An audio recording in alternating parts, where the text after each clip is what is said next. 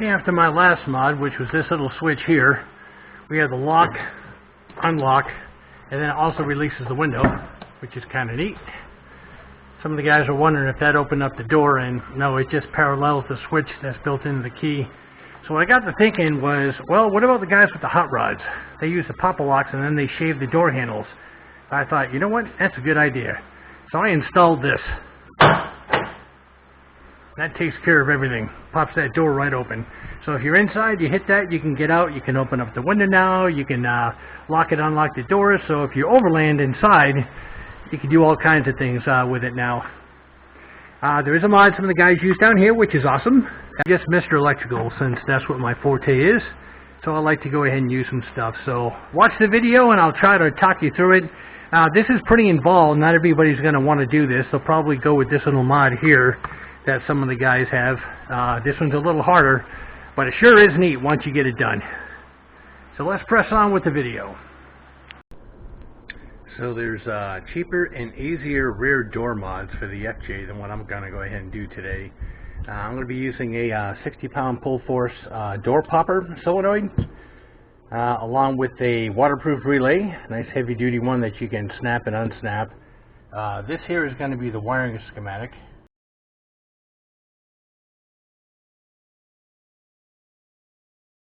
I'm going to use. I need to double check the power supply if I'm going to have a positive or ground trigger. From the company, this is some of the information that they give you as far as the schematic goes.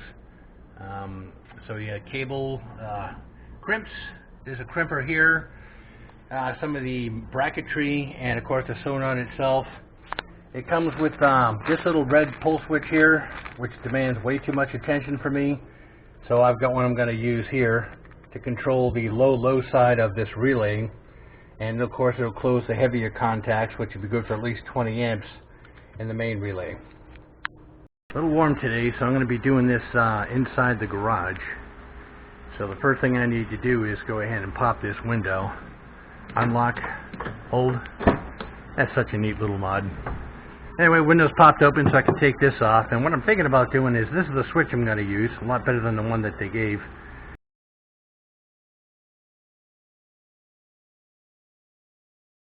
With the kit. If I mount it right about there, that should look pretty nice. From the outside, I guess it'll sort of look factory, but at least it'll be nice and clean. Again, just the push of a switch, hopefully.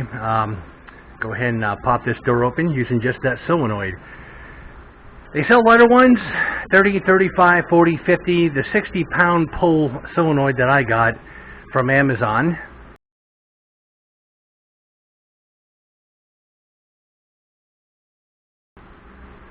That it seems to be a pretty good amount for most of the folks that have them on hot rods for shaved door handles and everything else. And it'll be inside this, and all you have to do is take this off. I'll do a quick disconnect with the wires, and you won't have to reach up inside, you know, and try to fight with anything that way. So let me go ahead and get this pulled off. Again, we're going to pop these. I'm going to pop these off. 2 10mm screws, some snap locks, and that'll open this all up. Again, just make sure you open up the window, because that little latch there goes through this slot, and it should be usually the only way you're going to be able to get this panel off.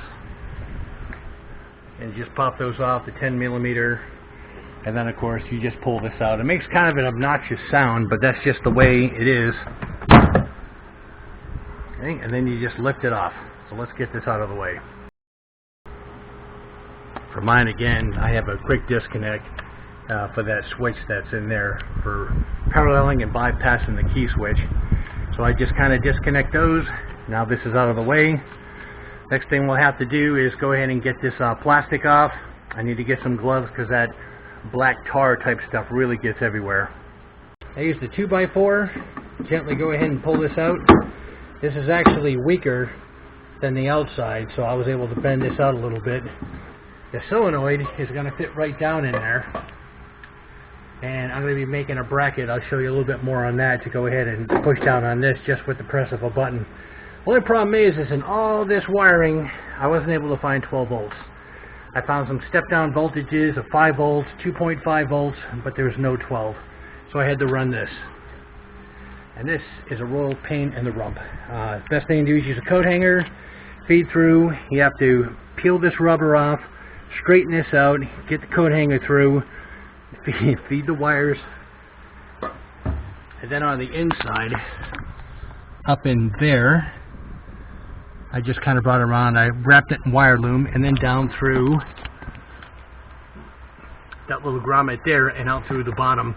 Where I was able to get 12 volts is I had actually run a, I think it's a 7-pin. Let's see here. I ran a 7-pin a long time ago, right here, and one of the wires is always hot. So I was able to tap into that. I'll put this all back together later. Tap into that, bring the wire up. Of course, there's plenty of grounds, but at least I've got a nice stout 20 amp 12 volt now. So I need to go ahead and set this up. I'll show you guys that a little bit, along with set up a relay, and then of course get this all wrapped up. And I have some handy dandy wire loom that I use all the time to make things look good and to also protect it. So it's been pretty involved, but this will be a press of a button. Hopefully it'll just pull this down with about 60 pounds of force, because when the door is closed and latched, it takes a lot more force than just pushing down on this right now. And with the press of a button, like I said, that'll go ahead and open up the door, and then I'll have the other switch that I already ran in my last video. So the solenoid is going to fit just about here, and I'm rigging a bracket that'll bridge across the two, and that'll pull it down and of course allow me to go ahead and unlock the door. That's the positive there, and the casing is actually the ground. I need to flip this around because I want that on the other side. And the bracketry I ordered from Amazon.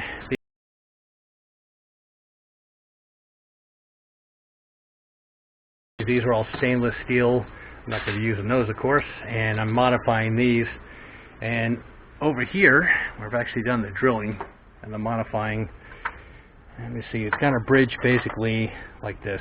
These are rip nuts, and that was something I got off Amazon a long time ago. I have tons of those up there, so they come in handy for this. So you have a captive nut, and then I can go ahead and crank down on these bolts. I'll add washers, some Loctite, and it'll hold this in place. I still need to take this over here, and I need to modify this side here along with the actual plunger on the solenoid, so that'll have 2 screws, so it has some leverage, and it'll just pull down. Again, this is pretty involved. I got a relay here, switch the other, actually this is the relay, this is the part that you go ahead and plug up into after you connect all the wires. And again, I'm probably going to use the positive trigger here instead of the ground. Yeah, I could do that, but I'll stick with the positive. You can do it either way. So a little tip, whenever you drill, don't take the chance of actually blowing through and then hitting the metal on the other side and either going through it or leaving a nice ding on the outside. Just put a piece of wood behind it, and it's just a lot safer that way. Fabrication in this one has taken quite a while, so I came up with a better idea here, so I will show you the idea I came up with. And at least this is mounted, and again, it's only going to be for when I want to pop the door. I'll probably hardly ever use that thing, but at least I can get this on YouTube and show you guys a way that you can do it electrically. If I had to do this again, it would probably take about an hour and a half, but first time doing it, it just takes forever trying to figure out what route to go ahead and take with this. So again, I've got the power. This is going to be ground. Power here. I still need to put a relay in and mount that, but it's starting to get a little bit easier now. So we'll just go ahead and press on. Okay, just added this bolt here. Up inside, that's going to be the control relay. That way I can use a nice little push button and have the heavy contacts actually apply the load. Almost good to go. Alright, trying to figure this thing out. It's finally over. I'll go ahead and torque those a little bit more. Basically, you need to use the outside handle,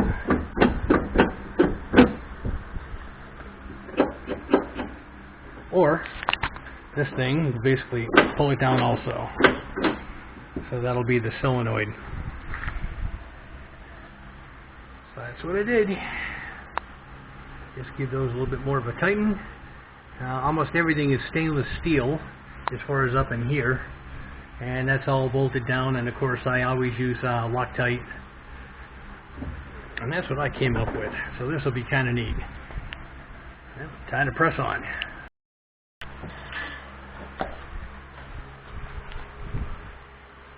Ready to tie it in. You just need to go ahead and wrap that all back up. Okay, this is all wire loomed. The relay's in place. It's a 30 amp relay, although you only need a 20 amp circuit. I've already checked it. Everything works great. And here goes the solenoid.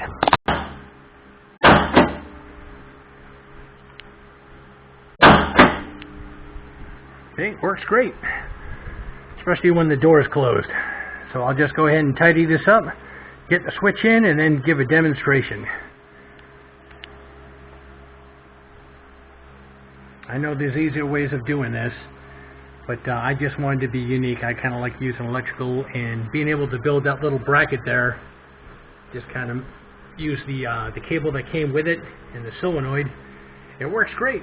So now if you overland, you can actually just hit a button, which I'll install, and I'll show you that before I end this video. Okay, I know this is beating the dead horse, but like in the other videos, since this is the feed side, you want to use the female end. That way if this bumps against anything or whatever, it's not going to go ahead and short. I still need to go ahead and put the heat shrink on. And on the switch side, I'm going to attach to the door. This will be the quick disconnect for it. That can be the male side because there's no power on that when you take the door off. So these are all the female sides. This is for the previous video when I did the lock unlock and the window pop open switch from the inside. And of course this one here is going to be the pop lock, which basically just opens the door. Alright, again I have a 7-pin connector, so one of them is always hot. And a little 4-pin down here. Time ago I ran power from the front. I added another fuse box. Alright, so here I just disconnected this, tied in. For me it was the green wire, which was hot, so I tied into that.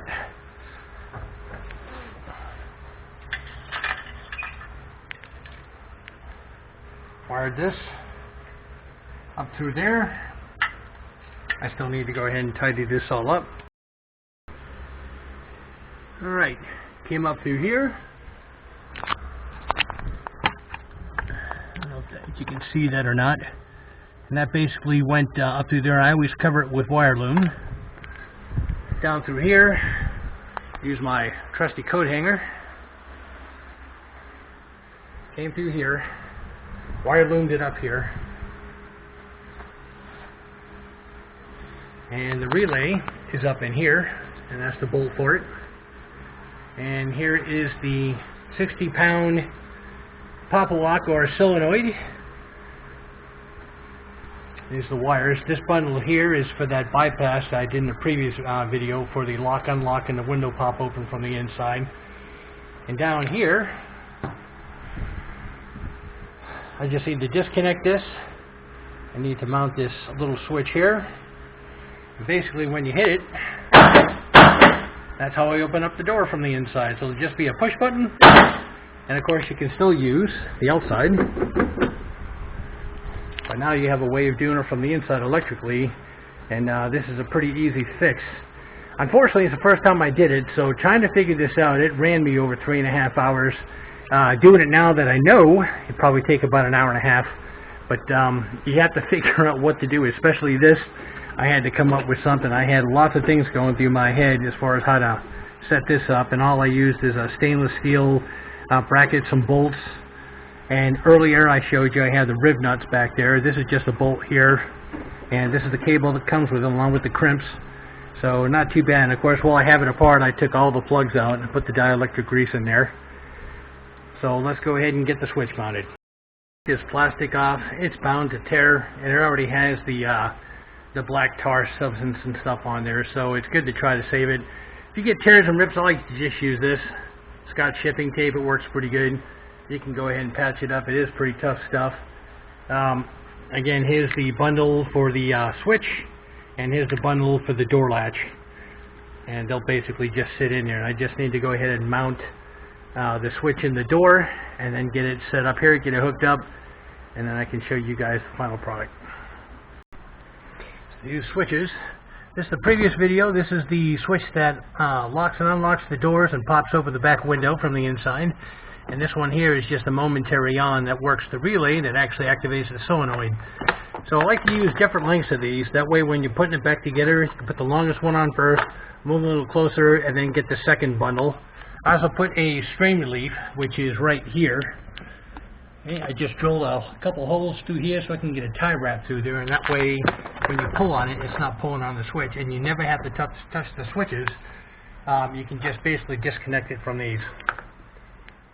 That's basically what you'll see from the inside. And two position there, momentary on, activates the door, locks and unlocks, and pops open the window. Get this installed, you can see how clean this looks. That takes care of everything. Pops that door right open.